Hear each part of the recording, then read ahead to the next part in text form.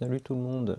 Aujourd'hui c'est la deuxième partie de la vidéo. Donc je vous présentais l'extracteur de fumée de fer à souder.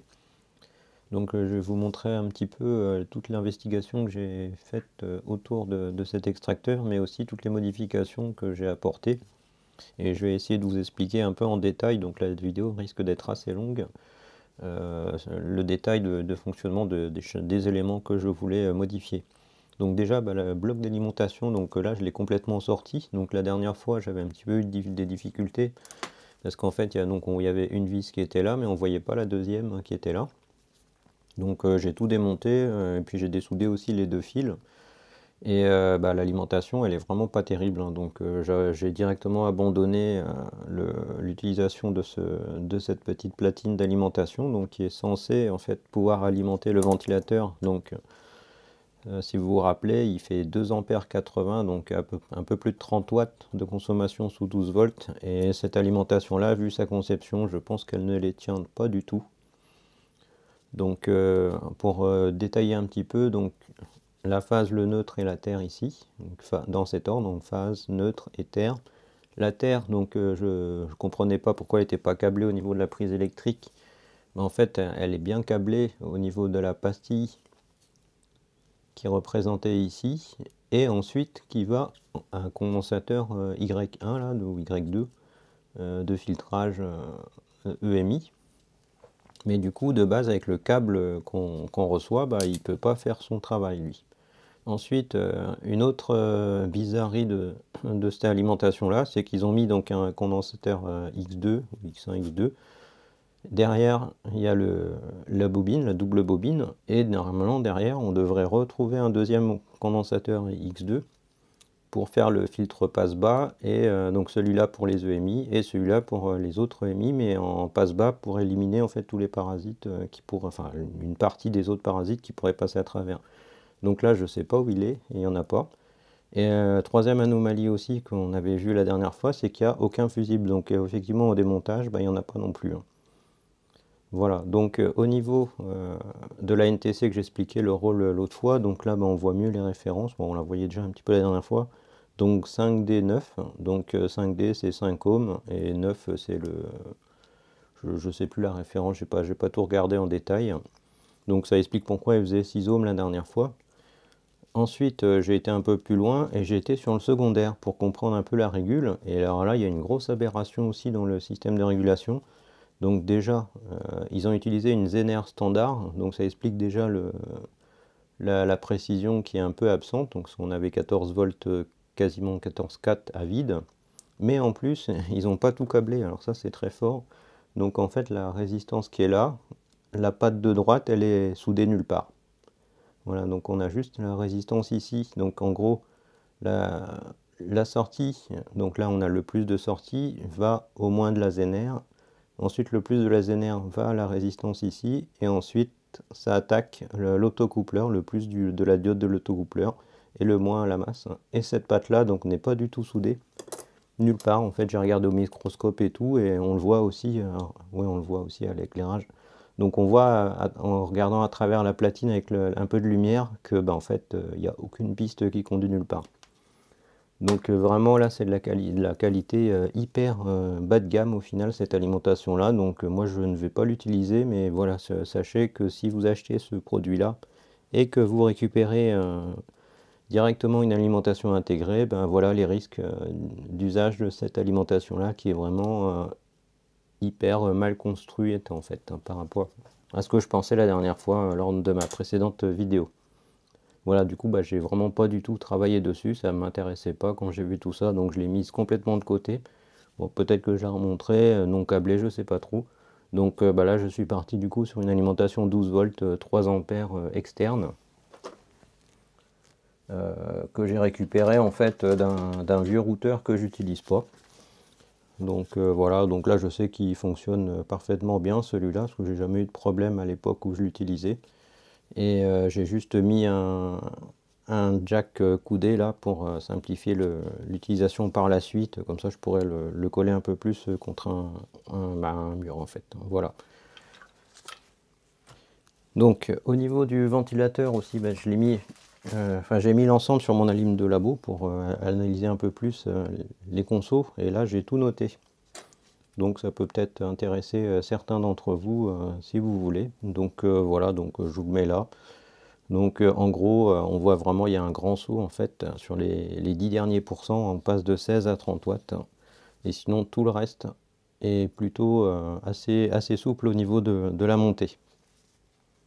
Voilà. Hop.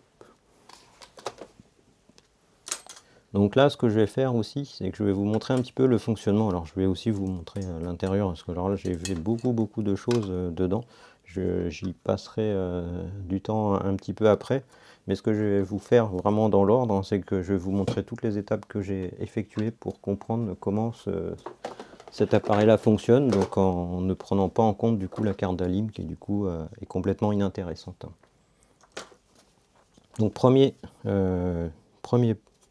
test que j'ai fait, c'est sur le ventilateur, donc j'ai cherché les références sur le site, et au final il est inconnu du site du fabricant, donc j'ai laissé tomber, et puis j'ai fait moi-même mon analyse. Et en fait, ma première analyse, ça a été de brancher le 12 volts entre le rouge et le noir. Donc on va le refaire ensemble pour vous montrer. Donc là, j'utilise en fait, j'avais fabriqué ça, c'est pour les ventilateurs de PC, comme je fais aussi pas mal d'informatique. Donc ça me permet de les brancher directement pour les tester. Donc voilà, je l'ai branché comme ça. Hop, voilà, donc ça rentre bien. Et puis là, donc on récupère le plus sur le blanc et le moins sur le noir, hein, noir sur noir. Voilà, et puis là, je ne vais pas envoyer 12 volts parce qu'il a vraiment, enfin, il fait beaucoup de bruit et c'est une vraie soufflerie, donc on va pas s'entendre du tout. Donc je vais y aller doucement au niveau du voltage. Hop, je vais mettre le multimètre, comme ça vous le verrez, parce que comme la lime elle n'est pas dans le champ de la caméra, c'est un peu dur de suivre combien je mets dessus. Hop. Voilà. Voilà, je suis à 12, je vais le démarrer à 5. Voilà, donc à 5 volts, en fait, on voit qu'il n'arrive pas, ou même en l'aidant, il a du mal. Ah, ça y est, il a réussi à se lancer. Donc en fait, j'ai constaté un truc, c'est qu'il démarre à peu près, ça y est, une fois qu'il est lancé, c'est déjà une turbine. Mais en fait, j'ai constaté qu'il démarrait à 5,5, vraiment. Par contre, il faut qu'il soit arrêté. Voilà, donc là, la lime, je l'ai éteinte, je la rallume. Je vais le mettre à 5,5 d'abord. Voilà, donc là j'ai 5,5 et là il se lance tout seul. Et ce qu'on peut constater déjà, c'est qu'à 5,5 il souffle fort. Et là, ce que j'avais regardé aussi, c'est la troisième patte, à savoir à quoi elle correspondait. Donc, je vais le couper parce que c'est dur quand même de s'entendre.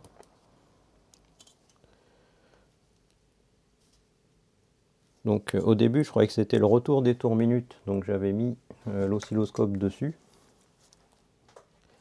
Puisqu'en général, la troisième patte sur un ventilateur informatique, notamment, c'est le retour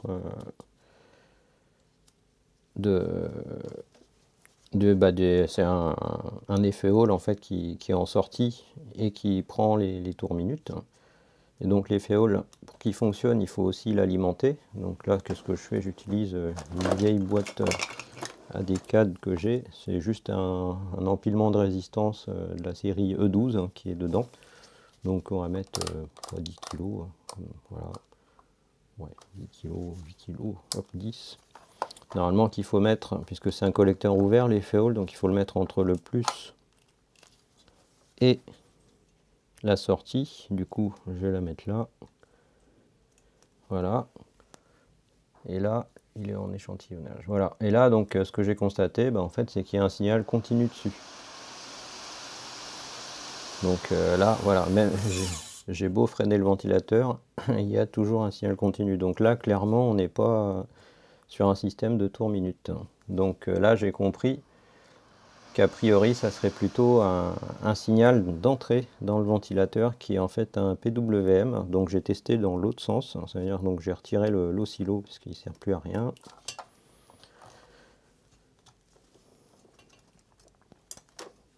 vu qu'on a une tension continue, ça sent un élément en fait derrière qui commande en fait l'intérieur. Donc là, je garde toujours ma petite résistance d'1 kg ici. Je vais prendre des crocos.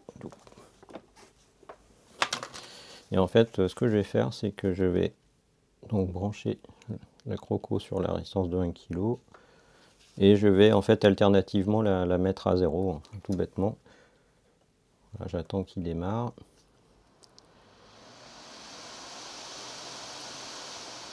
Voilà. Et en fait, c'est un signal d'entrée PWM. Donc là, en fait, si je fais ça, je vais avoir une vitesse intermédiaire qui se produit au niveau du ventilateur. Voilà, je suis même en vitesse lente. Et là, si je reste à 0 complètement, je l'arrête. Voilà, donc là, il est complètement arrêté. Et si je le relâche, en gros, je suis à 100% de duty cycle, là, la largeur d'impulsion du rapport cyclique. Donc je suis à 100% là et je suis à 0% là. Donc on a bien le min et le max, et si je fais à peu près 50, c'est un peu dur, mais j'ai la vitesse intermédiaire en fait. Et si je reste le dessus complet, il freine et il s'arrête. Voilà, donc en fait, on en vient du coup à la deuxième partie. Donc voilà pour l'analyse du ventilateur, hein, qui est plutôt étrange dans le sens où habituellement les 3 pattes c'est vraiment le retour des tours minutes, alors que là en fait. Et donc j'en reviens donc à une des erreurs que j'avais faites la dernière fois, mais parce que j'avais pas tout démonté. En fait, ici, cette platine là, c'est effectivement le platine de commande, mais là en fait c'est tout bêtement un régulateur 5 volts, c'est un 78M05, et il n'y a pas de MOSFET en fait, parce que du coup le MOSFET il est dans le bloc ventilateur qu'on voit pas. Et en fait, là, on se contente d'injecter directement le 12 volts et la patte de PWM qui est du 5 volts qui sort en fait du microcontrôleur directement. Donc là, il n'y a vraiment pas de complexité là-dedans, c'est juste un générateur de PWM, cette petite platine en fait. Donc, en gros, j'ai mis un jack, ils appellent ça des 55-25, un DC 55-25, en fait ça correspond au diamètre extérieur et au diamètre intérieur du bitonio là-bas, pour qui fait le contact. Ensuite, j'ai mis les fils d'origine qui étaient soudés ici et ici, je les ai mis directement dessus en fait. Et pour info, les couleurs c'est n'importe quoi, puisqu'en fait ils ont mis le plus sur le noir, le moins sur le blanc, et alors là c'est un gros bordel, un gros bazar même, pour parler un peu moins vulgairement. Les couleurs ici je les ai toutes repérées au marqueur, parce que c'est pareil au niveau des fils qui vont un peu partout, c'est n'importe quoi. Donc là, le marron en fait c'est le 12 volts.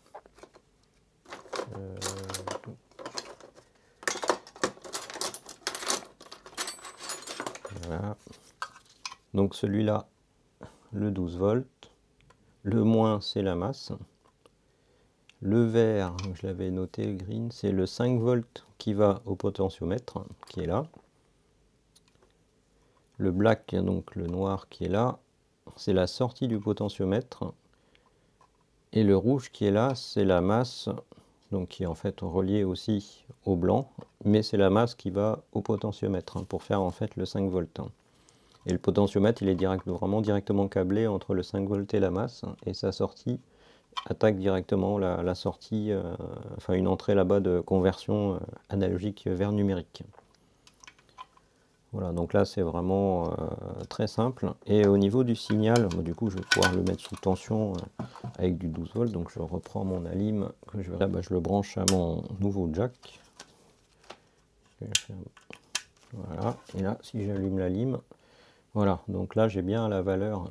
Donc là c'est le clic-clic. Ah oui, autre détail aussi qui est vraiment pas terrible, c'est que l'interrupteur mécanique qui est là, moi je pensais juste que c'était un on-off qui éteignait le microcontrôleur, mais en fait non, il coupe tout bêtement tout le rail 12 volts. Donc ça veut dire que tout le courant passe dans le contacteur qui est là. Donc ça aussi c'est vraiment une très mauvaise conception de l'appareil, parce que ces contacteurs là ils sont pas non plus faits pour tenir des ampères, en l'occurrence là 2 ampères 8 normalement, comme c'est indiqué dans le ventilateur. Bon, le seul truc c'est que en fait quand on le démarre, donc quand ça clique, on est à 0 parce que le ventilateur tourne pas du tout, donc en fait on n'a pas d'arc qui se produit au démarrage du petit contacteur qui est dedans. Donc après, ça veut dire que le contact il est déjà fait avant que la puissance elle passe. Idem quand on l'éteint, du coup quand on l'éteint, il a le temps de freiner. Bon, peut-être pas complètement s'arrêter, mais il n'y a plus de puissance qui passe non plus. Donc c'est peut-être ça qui fait qu'il peut quand même durer relativement longtemps. Voilà, donc pour le descriptif du potentiomètre qui va au contrôleur. Donc au niveau du voltage, donc je vais vous montrer. Ah, voilà, donc là je suis bien à 0.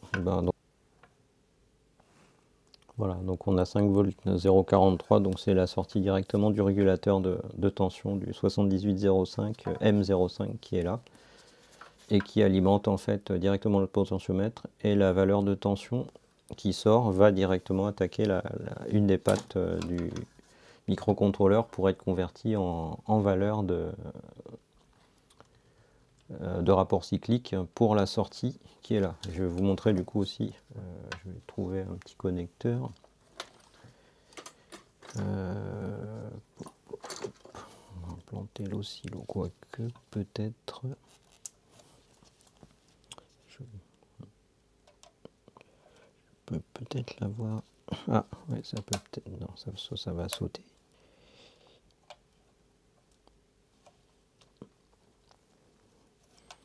Entre là et puis le... Non, ça va sauter, donc il faut que je trouve peut-être avec ça.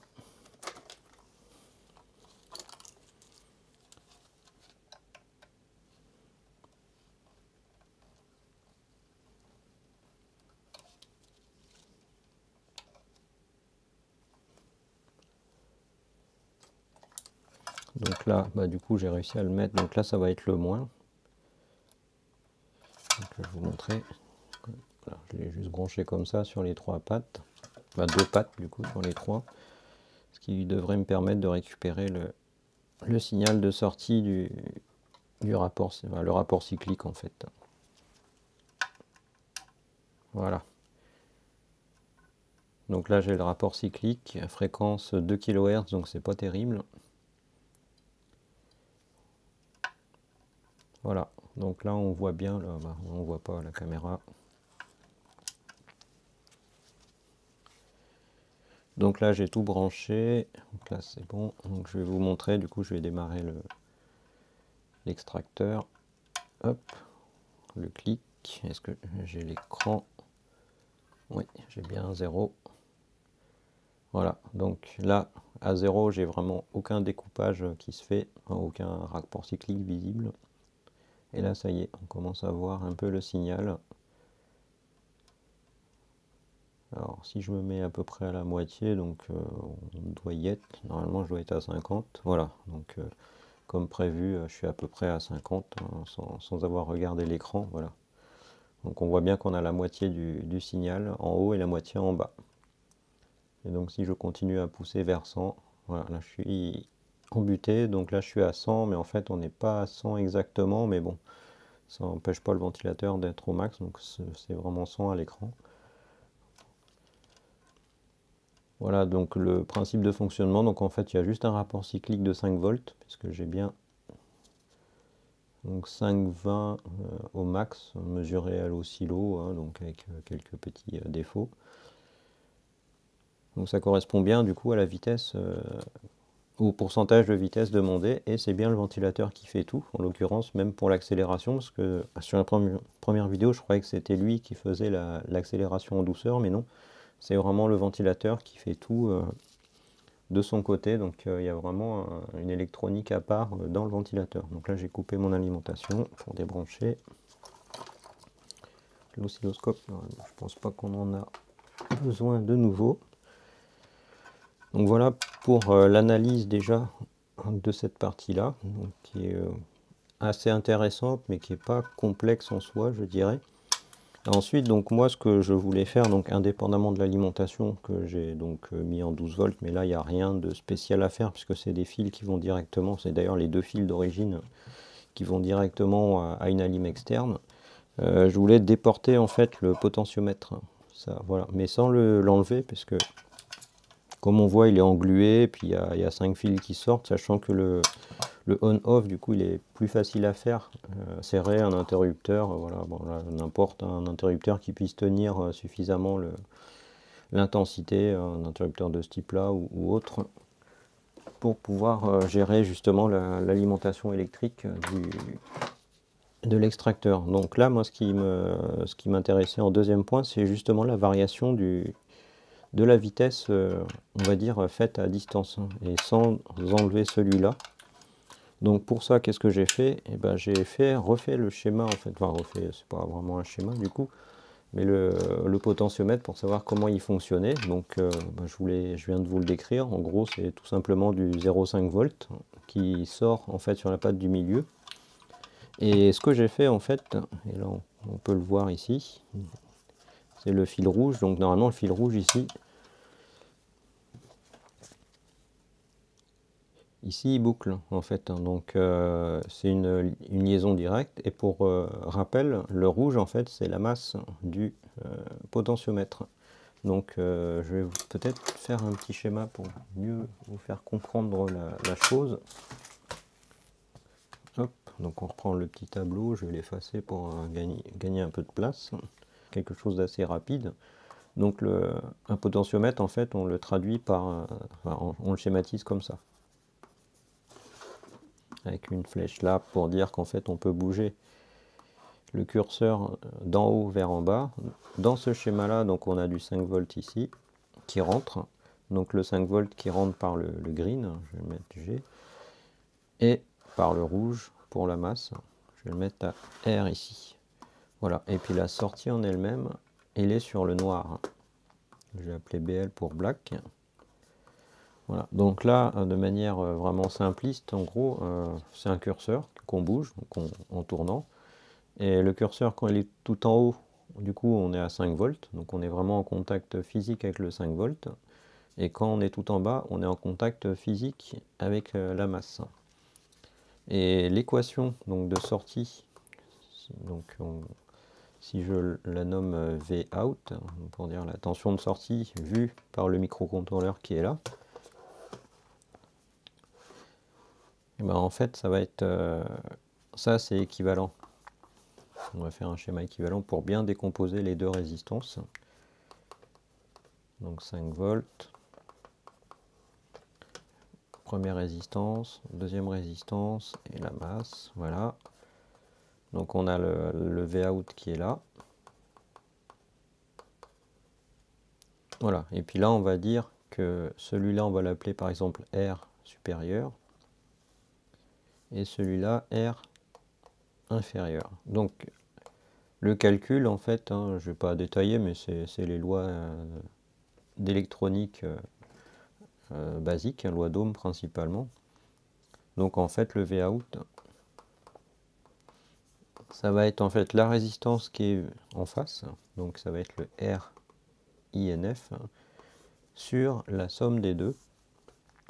Donc R sup pour supérieur plus R inférieur qu'on multiplie par la tension, donc par 5 volts.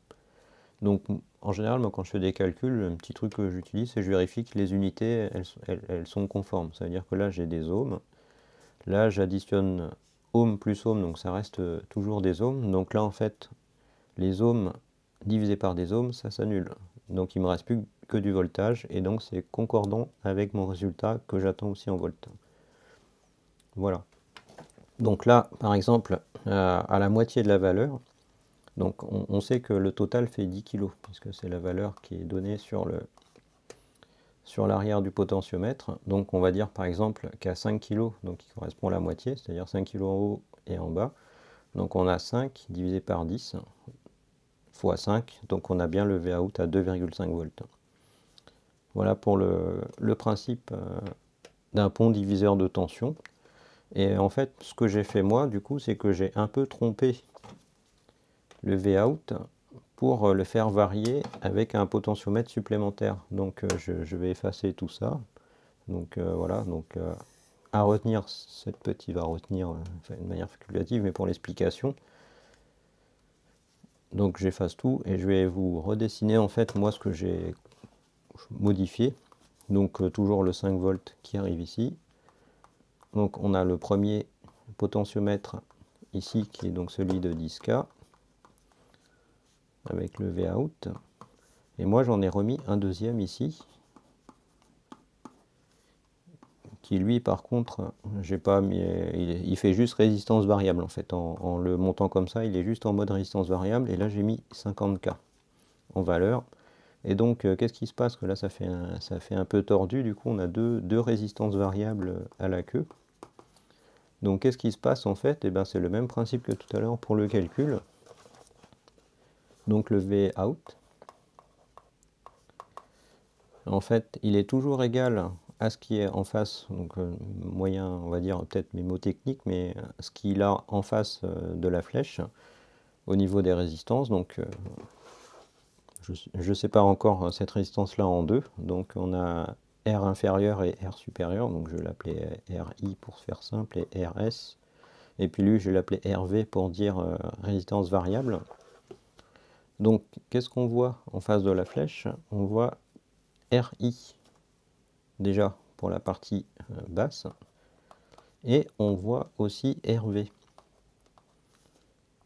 Et qu'est-ce qu'on voit au total? Eh bien on voit RS plus RI plus RV et toujours x 5. Voilà, donc ça c'est l'équation totale de la sortie qu'il y a ici. Et donc si on traduit ça avec des chiffres, ça donne donc RI, on ne peut pas la connaître, puisque c'est la partie justement qui varie, donc on garde RI. RV, eh ben, ça reste une variable, puisque en fait c'est ma résistance qui peut varier de 0 à 50 kΩ. C'est cette résistance-là, que je ne vous ai pas montré d'ailleurs. Voilà, enfin, pour ce potentiomètre-là, plutôt c'est pas une résistance, c'est un potentiomètre, voilà.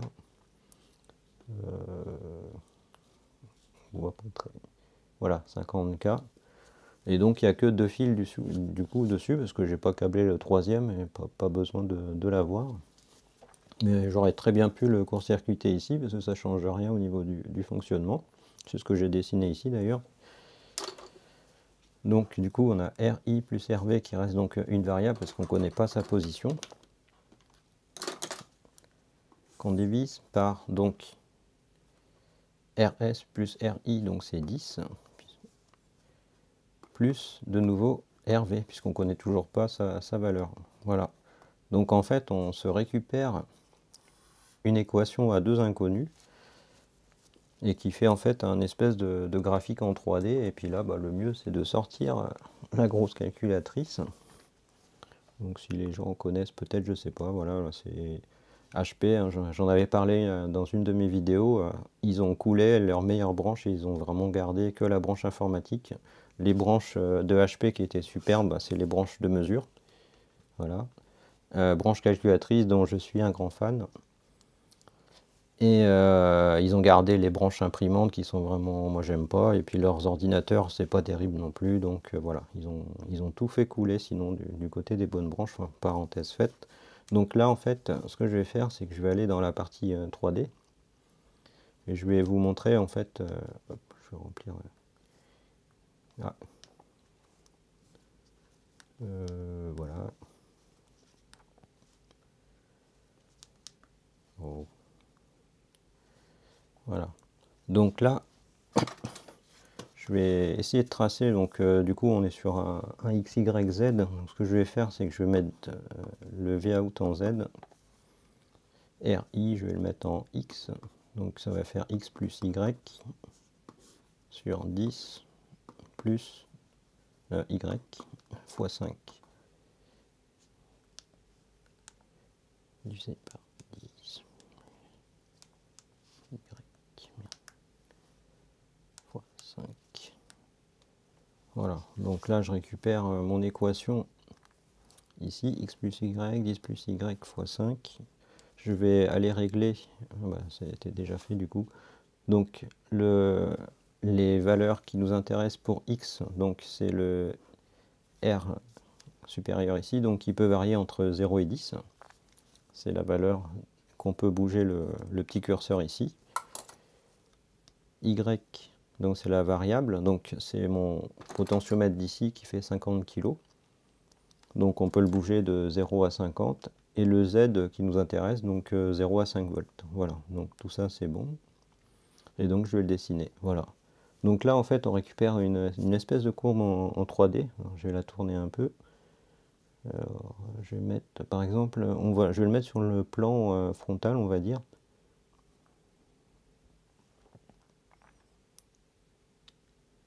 Voilà, vraiment de face. Donc ça veut dire que du coup, on prend que x et z en compte. Donc là, le RV, en gros, il est à 0. Donc on se récupère bien une droite parfaitement linéaire, en fait, de 0 à 5 volts. Voilà. Et maintenant, si je tourne un peu la courbe, voilà, là c'est pas mal.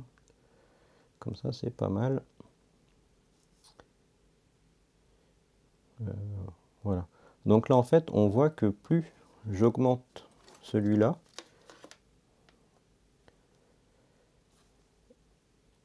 et ben plus je démarre haut, en fait. En gros, c'est ça. Donc si par exemple celui-là, je le mets à 50, donc on verra tout à l'heure en pratique, et ben en fait, ça veut dire que le minimum que j'aurai accès, ça va être 80 a priori. Je mets le curseur là-bas. J'aurais dû prendre un crayon. J'ai pas de crayon. Peut-être celui-là. Parce qu'en fait, l'écran est tactile dessus. Donc il répond d'ailleurs super bien. Voilà. Voilà, bon, on doit avoir à peu près 80, je pense. Donc ce qui se passe, c'est que plus on augmente celui-là, plus la consigne là-haut est haute. Et plus on le descend, plus on tend vers le fonctionnement complet. Voilà, donc ça ne devrait pas perturber le fonctionnement. Et on voit après qu'on atteint toujours le max, mais que le minimum démarre au plus haut si on est au maximum avec celui-là. Donc en pratique, donc je laisse la calculatrice allumée.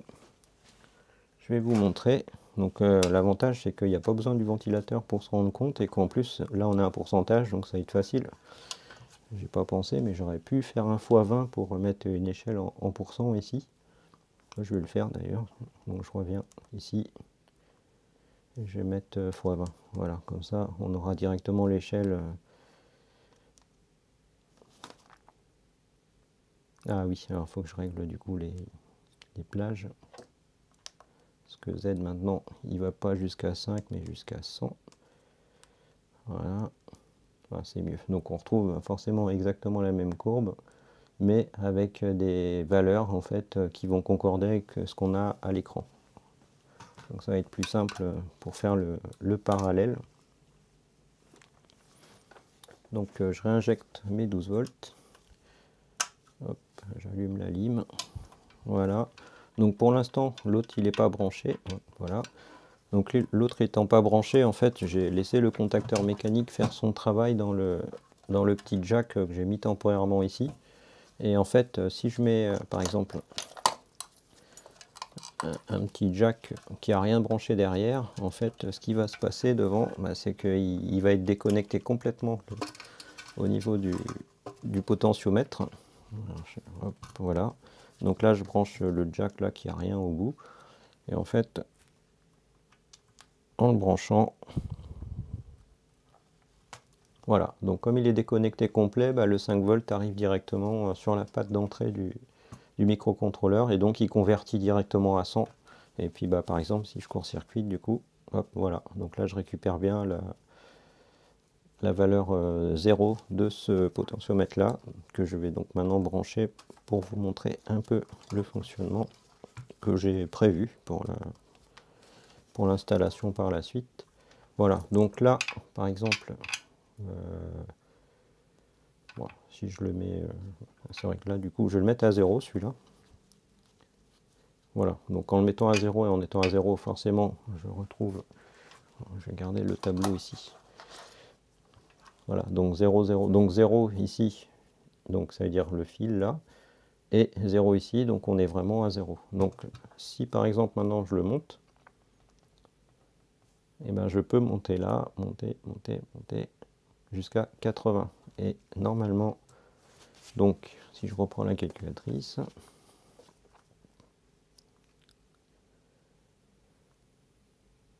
voilà, donc en fait, comme ça, voilà. Donc là, je suis à 0 au niveau, comment je vais vous le montrer, au niveau du X, je suis à 0, mais au niveau du Y, en fait, je suis à 50, en fait, au niveau Y. Et donc, en fait, j'arrive sur ce point-là, exactement, donc 80. Donc j'arrive en fait à 80%. Voilà. Et puis pour que j'arrive à 100, du coup, il faut que je monte un peu l'autre. Et en fait, je vais aller quand même assez loin, puisque si je le remets à 0 lui, voilà. Et en fait, on voit que je tends pour arriver à 100 avec que celui-là. Je tends en fait vers le maximum. Et donc, pourquoi je pense que je vais garder ce système-là? Parce qu'en fait, j'ai pas besoin qu'il aille à fond, parce qu'il est vraiment trop bruyant. Et ce que je vais faire, c'est que je vais trouver en fait une plage qui me convient entre le mini et le maxi en fait. Par exemple, si je mets le mini ici à 27 ou 22, voilà, et bien là, je peux encore régler jusqu'à 85. Et 85, c'est déjà fort au niveau de la soufflerie. Donc là, en fait, j'ai une variation de 22 à 85. Voilà. Donc si je mets un peu plus bas encore, si je mets à 10, 15, 20, voilà, 20, et que je reprends ma courbe. Donc là, je suis sur x égale 20.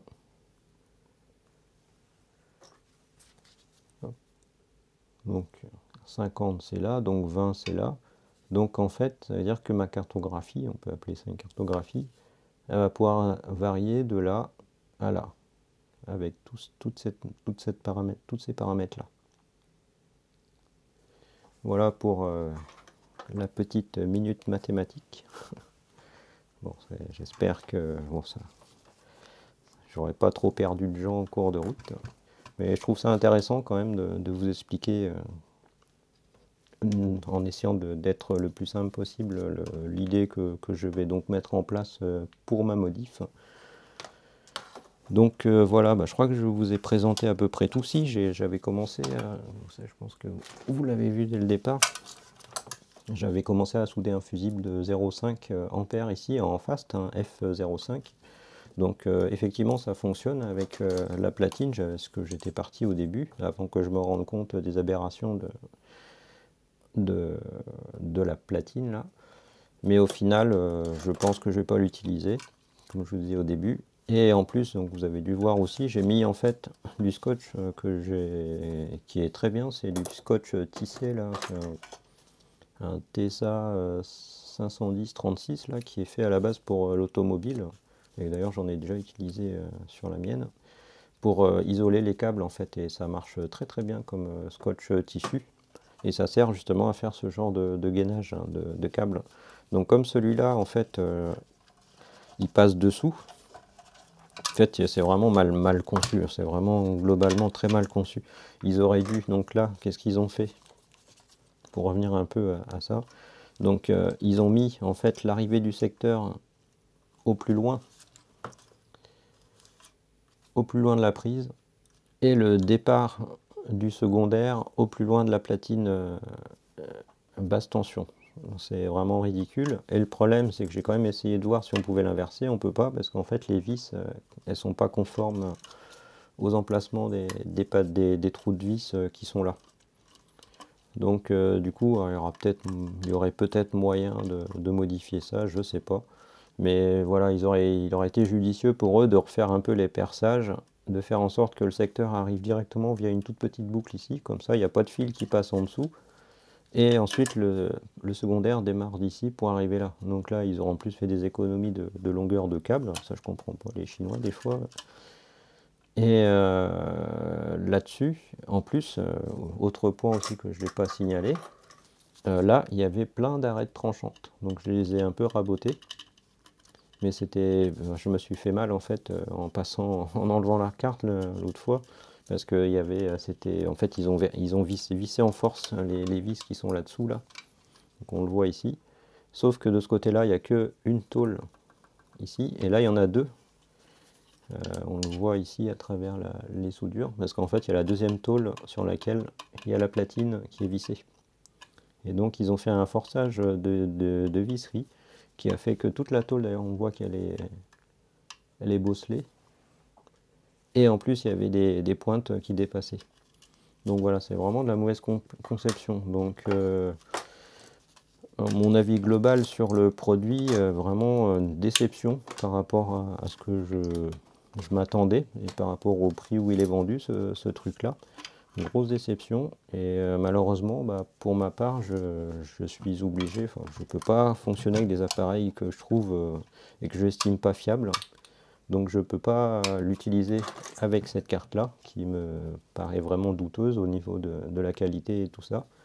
Et pour cette platine-là, ça va, mais il n'y a pas grand-chose à dire.